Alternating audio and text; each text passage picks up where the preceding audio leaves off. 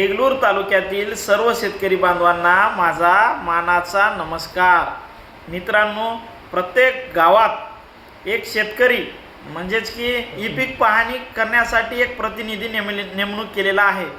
त्या प्रतिनिधीला प्रत्येक गटाला एक पीक असेल तर 10 रुपये, त्याच्यात मिक्स पीक असेल तर त्याला 12 रुपये ही मानधन गव्हर्नमेंटतर्फे दिली जात आहे। आणि तो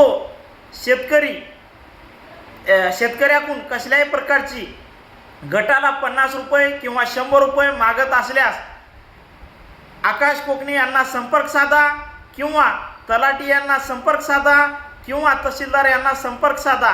कसल्याच प्रकारची तुम्ही पैसे वगैरे देऊ नका, संपर्क साधा। व मित्रांनो, तुमचं उडीद असेल, त्यांना सोयाबीन टाकायचं असेल, त्यासाठी जर मागणी करत असेल तो सुद्धा बाहेरिते आहे, त्यासुद्धा पैसे मागत असल्यास त्याच्या विरोधात आवाज उठवा आणि माझ्यापर्यंत संपर्क साधा। यापुढे आपल्या देगलूर तालुक्यात भ्रष्टाचार होणार नाही याची काळजी सर्व शेतकऱ्यांनी घेतली पाहिजे।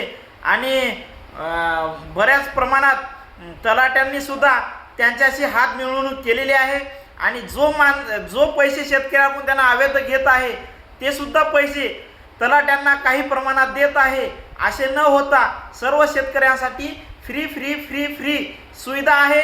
ई पीक पाहणी ही फ्री सुविधा आहे, सर्वांनी फ्रीमध्ये करून घ्यावं। कोणालाही एकही रुपये द्यायची गरज नाही। तो शेतात आला पाहिजे, शेतात येऊन ई पीक पाहणी केला पाहिजे।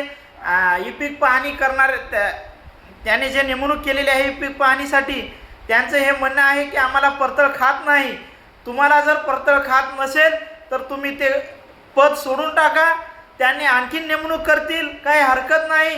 पण शेतकऱ्याकडून कसल्याच प्रकारची फसवणूक तुम्ही करणार नाही याची खात्री घ्या। जय महाराष्ट्र मित्रांनो।